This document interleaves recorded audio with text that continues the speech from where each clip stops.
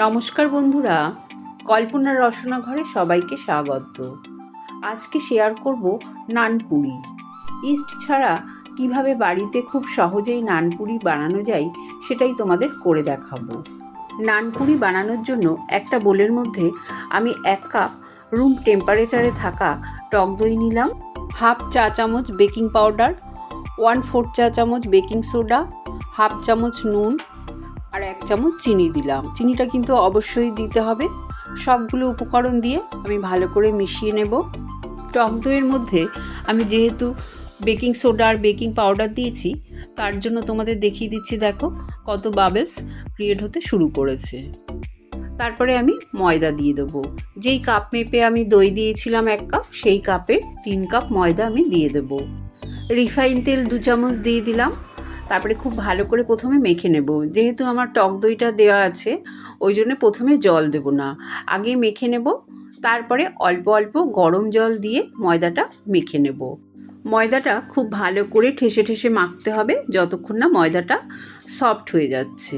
এরপরে আমি হাতে একটু রিফাইন তেল মাখিয়ে নেব। তারপরে ময়দার ওপর ভালো করে বুলিয়ে দেব। দেওয়া হয়ে গেলে আমি 2 ঘন্টার জন্য ময়দাটা রেস্টে রেখে দেব। 2 ঘন্টা পর ঢাকনাটা খুলে তোমাদের দেখিয়ে দিচ্ছি ময়দাটা কতটা ফুলে উঠেছে। আর এটা কিন্তু তোমরা কখনোই ফ্রিজে রেখে দেবে না, এটা বাইরেই রাখবে 2 ঘন্টার জন্য। তারপরে আমি আরেকটু ভালো করে ময়দাটা ঠেসে নেব। তারপরে এর থেকে লেচি কেটে নেব। আমরা লুচি করার সময় যেমন লেচি কাটি, তার থেকে একটু বড় সাইজের লেচি করে নেব। এই লেচিগুলো থেকে একটা একটা করে লেচি নিয়ে আমি লুচির মতন বেলে নেব।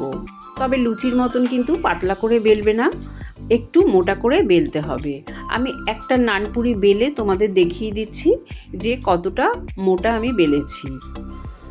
তোমরা দেখে নিশ্চয়ই বুঝতে পারছো যে এটা কতটা মোটা হয়েছে। এবার আমি গ্যাস অন করে কড়াই বসিয়ে দিলাম আর বেশ খানিকটা রিফাইন তেল দিয়ে দিলাম। তেলটা খুব ভালো মতন গরম হতে হবে। তারপরে আমি একটা একটা করে নানপুরি ছেড়ে দেবো। দেখো, দেওয়ার সঙ্গে সঙ্গেই একটু তোমরা যদি ছান্তার সাহায্যে এইভাবে প্রেস করো, তাহলেই কিন্তু নানপুরিগুলো সুন্দর ফুলে যাবে। আমার একটা ভাজা হয়ে গেছে। এইভাবে আমি সবগুলো নানপুরি ভেজে নেব। দেখলে তো কত সহজেই ইস্ট ছাড়া বাড়িতেই নানপুরি তৈরি করা যায়। আর এই নানপুরি ভেজ নন ভেজ যে কোনো আইটেমের সাথেই কিন্তু খাওয়া যায়।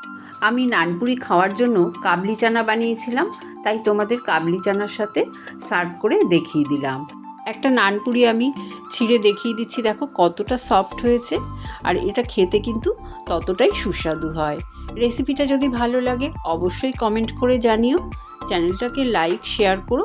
নতুন বন্ধু হয়ে থাকলে সাবস্ক্রাইব করো। সুস্থ থেকো, ভালো থেকো। ধন্যবাদ।